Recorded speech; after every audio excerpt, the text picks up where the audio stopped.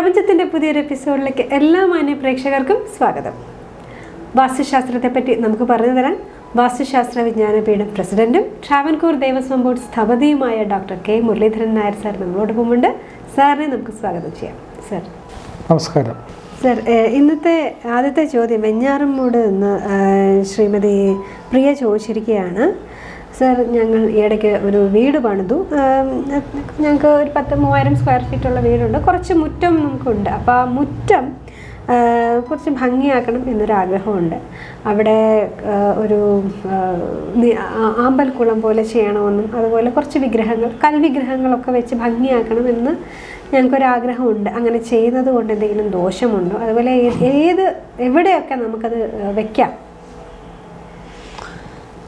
ഇതിപ്പോൾ ചില ആൾക്കാർക്ക് പൂന്തോട്ടം സ്വാഭാവികമായിട്ട് നല്ല തന്നെയാണ്. കിഴക്ക് ദർശനം ഉണ്ടെങ്കിൽ വീട് 10,000 സ്ക്വയർ ഫീറ്റിൽ വീട് വയ്ക്കുകയാണെങ്കിൽ സ്ഥലം ഉണ്ടെങ്കിൽ തീർച്ചയായിട്ടും ഒരു മനോഹരമായൊരു പൂന്തോട്ടം നമുക്ക് ചെയ്യാം. പൂന്തോട്ടം ചെയ്യുന്ന ഡിസൈൻ പ്രത്യേകമായിട്ട് ചെയ്യാം. ഈ ആമ്പൽക്കുളമോ അല്ലെങ്കിൽ ചെറിയ താമരക്കുളമോ ചെയ്യുന്ന വടക്ക് കിഴക്ക് ഭാഗത്ത് എടുക്കുന്നത് ഏറ്റവും നല്ലതാണ്. ജലരാശിയല്ലേ അവിടെ തന്നെ. പിന്നെ ഈ പറഞ്ഞത് കൽവിഗ്രഹങ്ങൾ ചെയ്യണമെന്ന് ആഗ്രഹമുണ്ട്. എനിക്ക് തോന്നുന്നു നമ്മളിപ്പോൾ പലയിടത്തും കാണുന്നുണ്ടല്ലോ, പല രീതിയിലുള്ള സ്ത്രീ രൂപങ്ങളും അല്ലെങ്കിൽ സിംഹത്തിൻ്റെ തല, അങ്ങനെയൊക്കെ പല തരത്തിലുള്ള വിഗ്രഹങ്ങൾ. ഞാൻ അങ്ങനെയാണ് മനസ്സിലാക്കുന്നത്. അതായത് കൽവിഗ്രഹങ്ങൾ പറഞ്ഞുകൊണ്ടാണ് എനിക്ക് അതിലെടുത്ത്. അതായത് ഈ തമിഴ്നാട്ടിൽ നിന്ന് ചില ക്ഷേത്രങ്ങൾ പൊളിച്ചെടുത്ത് പിന്നെ സാലപഞ്ചികളെന്ന് പറഞ്ഞാൽ കയ്യിൽ വിളക്കേന്തിയ കന്യക ഇതുപോലുള്ള ചില ഇത് അറിഞ്ഞുകൂടാതെ അതൊക്കെ ചില ആൾക്കാർ വാങ്ങിച്ചുകൊണ്ട് വീടിൻ്റെ പിന്നെ ഈ പൂന്തോട്ടത്തെ ഇടയിലേയും കൊണ്ട് വെച്ച് അത് വലിയ ദോഷമുള്ള കാര്യങ്ങളാണ്. കാരണം ചില പേരുകേട്ട ചില അമ്പലങ്ങളിലൊക്കെ കാലപ്പഴം കൊണ്ടൊക്കെ ഒളിഞ്ഞു വീണൊക്കെ മാറ്റി അതൊക്കെ ഇവരെ ഈ വാങ്ങിക്കൊണ്ടൊക്കെ കൊണ്ടുവരും പലയിടത്തും. അതൊന്നും തന്നെ ഒരിക്കലും തന്നെ നമ്മുടെ വീടിൻ്റെ ഗ്രഹാന്തരീക്ഷത്തിൻ്റെ അതിൻ്റെ സന്തുലനാസം ഔട്ടായി പോകും. അങ്ങനെ ഒരു കൽവിഗ്രഹം ഒരിക്കലും തന്നെ നമ്മുടെ പൂന്തോട്ടത്തിനിടയിൽ കൊണ്ട് വയ്ക്കരുത്. അത് പിന്നെ ഏതെങ്കിലും ആർട്ടായിട്ടുള്ളത് നമുക്കെന്തെങ്കിലും കല്ലിൽ കൊത്തി ചില ആർട്ട് മോഡലും അതൊന്നും വയ്ക്കുന്ന തടസ്സമൊന്നുമില്ല. അങ്ങനെയൊക്കെ ചെയ്യാം. അല്ലാതെ വിഗ്രഹങ്ങളായിട്ടുള്ള കാര്യങ്ങളും തന്നെ നമ്മുടെ വീടിൻ്റെ കിഴക്ക് ഭാഗത്ത് ഈ പൂന്തോട്ടത്തിനിടയിൽ നിന്ന് തടക്കുന്ന കൊണ്ടുവയ്ക്കുന്നത് അത്ര ശോഭനമില്ല. എങ്ങനെയാണ് അത് നമുക്കത് എഫക്റ്റ് ചെയ്യണമെന്ന് കണ്ടറിയാനേ പറ്റുള്ളൂ. അങ്ങനെ പല ആൾക്കാരും വച്ചവരുടെ തന്നെ ഇളക്കി ദൂരെ കളഞ്ഞ സംഭവങ്ങളുണ്ട്. അതൊരിക്കലും തന്നെ പാടില്ല. പിന്നെ വാട്ടർ ഫൗണ്ടൻ, ഈ വാട്ടർ ഫൗണ്ടൻ കൊടുക്കുമ്പോൾ പ്രധാനപ്പെട്ട വാതിൽ നേരെ കൊടുക്കരുത്. നമ്മുടെ ഒരു വീടാണ്, ഒരു വാസഗൃഹത്തിൻ്റെ പ്രധാനപ്പെട്ട വാതിൽ തുടങ്ങും, വാതിലിന് നേരെ വാട്ടർ ഫൗണ്ടൻ നിൽക്കരുത്. സമ്പത്ത് പോകും ഒരിക്കലും കാണിക്കരുത്. അത് നമുക്ക് വടക്കോട്ട് മാറ്റി ചെയ്യാം. വാതിലിന് അല്ലാതെ മാറ്റിയാൽ തെക്കോട്ട് വേണ്ട, വടക്കോട്ട് മാറ്റി ചെയ്യാം. വടക്ക് ഭാഗത്തിന് നേരത്തെ ആമ്പൽക്കുളമോ ചെറിയ താമ്പൽക്കുളമോ അല്ലെങ്കിൽ വലിയ ഫിഷിനെ വളർത്തക്ക ടാങ്കുകളും കാര്യങ്ങളും എല്ലാം ചെയ്യാം. ഒരു താമസമില്ല. പിന്നെ ഇതിലുപരി നമുക്ക് മനസ്സിന് ഇമ്പമുള്ള ചെടികൾ നടുക.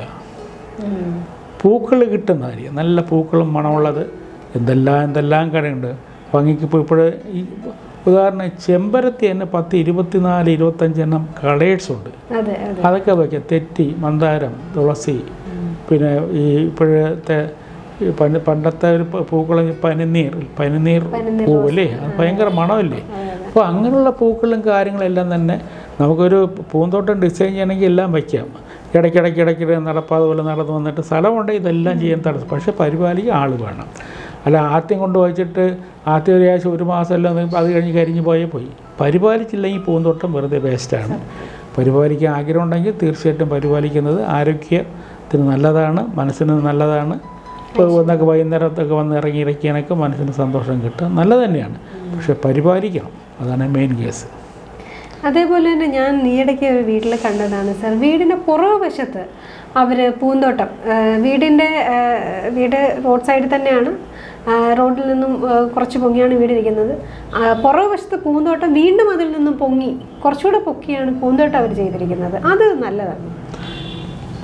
അതായത് വീടിൻ്റെ കിഴക്ക് ദർശനം ഉണ്ടെങ്കിൽ വീട് പൂന്തോട്ടം പൊങ്ങിക്കാൻ പാടില്ല. ഇത് തെക്ക് ദർശനമാണ്. വീട് തെക്ക് ദർശനമാണെങ്കിൽ തന്നെയും നമ്മുടെ പൂമുഖവാതിലൊക്കെ നിൽക്കുന്നവരൊരു അതിനെയൊന്നും കണ്ട് പൊങ്ങി നിൽക്കാൻ പാടില്ല. തിട്ടയ്ക്ക് പുറത്തോട്ട് കഴിക്കാനില്ല, അത് പാടില്ല. നമുക്കൊരു വാസ്തുമണ്ഡലം തിരിച്ചാൽ ആ വാസ്തുമണ്ഡലത്തിനകത്താണ് നമ്മൾ പൂന്തോട്ടം. പിന്നെ ഈ തെക്കോട്ട് ദർശനം നിൽക്കുന്ന അവർക്ക് പൂന്തോട്ടം വയ്ക്കുന്ന തടസ്സമില്ല. അവിടെ നമുക്ക് വെള്ളം കെട്ടി നിർത്താൻ പിന്നെ അമ്പലക്കുളമോ താമരക്കുളമോ ചെയ്യാൻ അവിടെ അതിഞ്ഞ് പുറയിലേക്ക് വരണം. വടക്ക് കിഴക്ക് ഭാഗത്ത് തന്നെ വരണം. അല്ലാതെ തെക്ക് ഭാഗത്ത് ഒരിക്കലും ജലവിരുദ്ധ രാശിയാണ്, അവിടെ ചെയ്യാൻ പറ്റില്ല, നല്ലതല്ല. ഈ ചെടികളുടെ ഏതോണം ചെടികൾ നടാം, അതൊക്കെ നല്ലത്. ചെടി നട്ട് വളർത്താൻ വെള്ളം ഒഴിക്കുകയൊക്കെ ചെയ്യാം. അല്ലാതെ വെള്ളം കെട്ടി നിർത്തണതും ഈ കുളം കുഴിക്കുക അതൊന്നും പറ്റില്ല. അതിൻ്റെ ഇത് തെക്ക് ദർശനം നിൽക്കുമ്പം അതിൻ്റെ വലത് ഭാഗത്തേക്ക് കന്നിമൂലയായി, ഇടത് ഭാഗത്തേക്ക് അഗ്നികോണായി. രണ്ടും പറ്റൂലല്ലോ. അതിൻ്റെ ആ ഭാഗത്ത് വടക്ക് കിഴക്കേ മൂല ഭാഗത്ത് ചെയ്യാം, അങ്ങനെ പറ്റുള്ളൂ.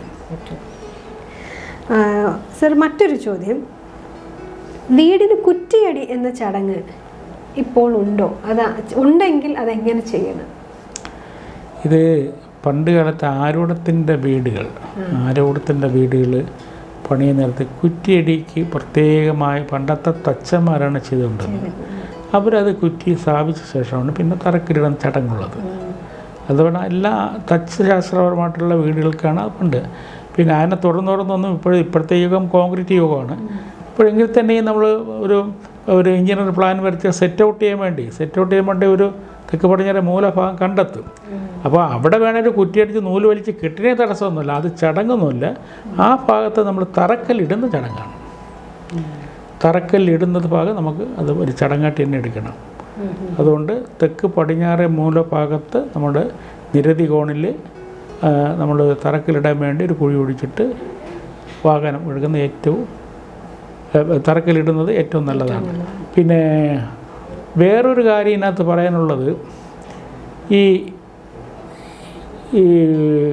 തറക്കല്ല് ഇട്ട് കഴിഞ്ഞു, കാലങ്ങൾ കഴിഞ്ഞു, ആ വീട് പണി തുടങ്ങിയില്ല. അപ്പോൾ പിന്നെ രണ്ടാമത് എന്നോട് ചോദിച്ചിട്ടുണ്ട്, ഞങ്ങൾക്ക് വീണ്ടും ഒരു തറക്കല്ലിടണമോ? ഒരു തറക്കല്ലിട്ട് കഴിഞ്ഞു.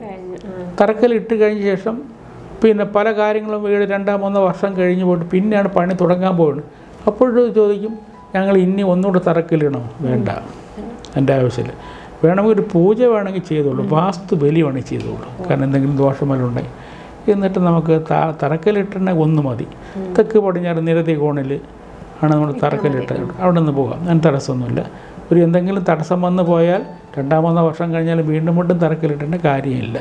പിന്നെ സെറ്റ് ഔട്ട് ചെയ്യാന്ന് പറഞ്ഞാൽ പ്ലാൻ വരച്ച ആ വ്യക്തി വന്നിട്ടാണ് സെറ്റ് ഔട്ട് ചെയ്യണത്.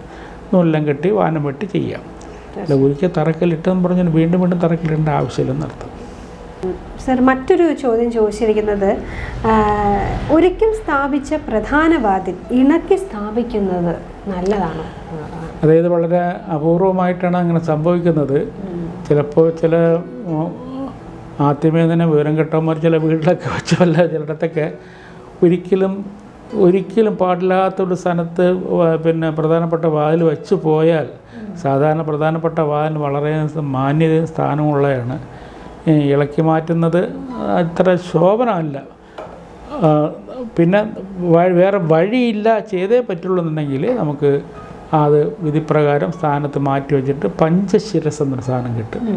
ഒരു പഞ്ചശിരസ് അടിയിൽ സ്ഥാപിച്ച ശേഷം ആ വാതിൽ വയ്ക്കുക. അങ്ങനെ പാടുള്ളൂ കേട്ടോ. വാസ്തുദോഷ പരിഹാര കർമ്മമായിട്ടാണ് പണ്ട് കാലത്തെ. അത് വെറുതെ ഒരു പഞ്ചശിരസ് അല്ല, പൂജ ചെയ്താണ് വയ്ക്കേണ്ടത്. പൂജ ചെയ്ത് വിധിപ്രകാരമാണ് വയ്ക്കേണ്ടത്. അതിനൊരു 5 മൃഗങ്ങളുടെ തലയാണ്. പഞ്ചശിരസ് എന്ന് പറഞ്ഞാൽ 5 മൃഗങ്ങളുടെ തലയാണ്. കിഴക്ക് ഇന്ദ്രദിക്ക് എന്നുള്ള ആനയുടെ തല, തെക്ക് യമദിക്ക് എന്നുള്ള പോത്തിൻ്റെ തല, പടിഞ്ഞാറ് വരണദിക്ക് എന്നുള്ള സിംഹത്തിൻ്റെ തല, വടക്ക് കുബേരദിക്ക് എന്നുള്ള വരാഹം, നടുക്ക് കൂർമ്മം. ഇങ്ങനെയാണ് 5 മൃഗങ്ങളുടെ തലയാണ് ആലേഖനം ചെയ്ത് ഒരു കോപ്പർ ബോക്സിനകത്ത് അടച്ചു വയ്ക്കുക. ചില പണ്ടത്തൊക്കെയാണ് ചില 4 വീടിൻ്റെ ഈ പറഞ്ഞ 4 ഭാഗത്ത് ചെറിയ ചെറിയ ചന്ദനച്ചെപ്പുള്ളിലൊക്കെ വയ്ക്കി സ്ഥാപിക്കും പണ്ടത്തെ വീടിന്. ഇപ്പോഴൊക്കെ എല്ലാം തന്നെ ഒരൊറ്റ കോപ്പർ പെട്ടിക്കകത്ത് അടച്ചാണ് വരുന്നത്. അത് തടസ്സമൊന്നുമില്ല. ഇതിങ്ങനെ ഒരു വാതിൽ ഒരു പക്ഷേ മാറ്റുന്ന സാഹചര്യം വരികയാണെങ്കിൽ പഞ്ചശിരസ് വിധിപ്രകാരം പൂജ ചെയ്ത് കട്ടിളപ്പടിയുടെ അടിയിൽ വെച്ചിട്ട് ചെയ്യാം. സർ, ഇതിനോട് ചേർന്നിട്ട് ഒരു ചെറിയൊരു ചോദ്യം കൂടെ. ഇപ്പോൾ എല്ലാ വീടുകളിലും സോപാനം, ഇടയ്ക്കൊരു കാലത്ത് അതൊക്കെ മാറിയിരുന്നു, ഇപ്പോൾ സോപാനം കെട്ടുന്നൊരു രീതി വന്നിട്ടുണ്ട്. അത് നല്ലതാണ്.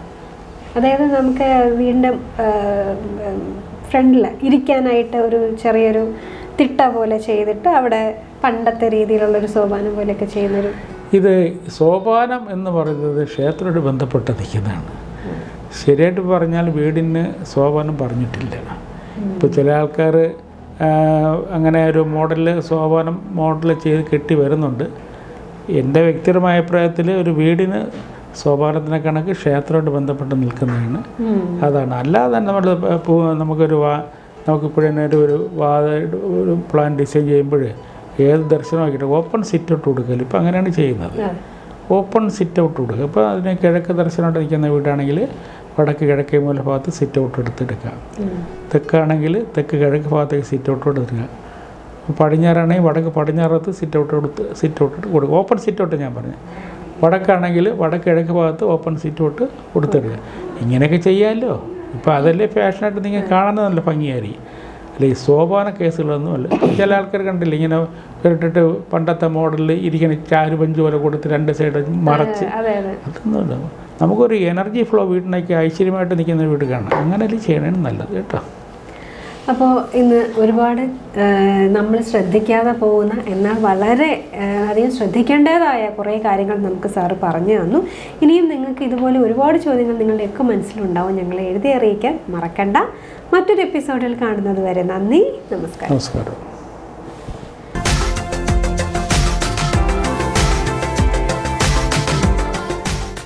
വിമൻ ടോക്ക് ടൈം എന്ന ഈ ചാനൽ സബ്സ്ക്രൈബ് ചെയ്യുക, ആസ്വദിക്കുക.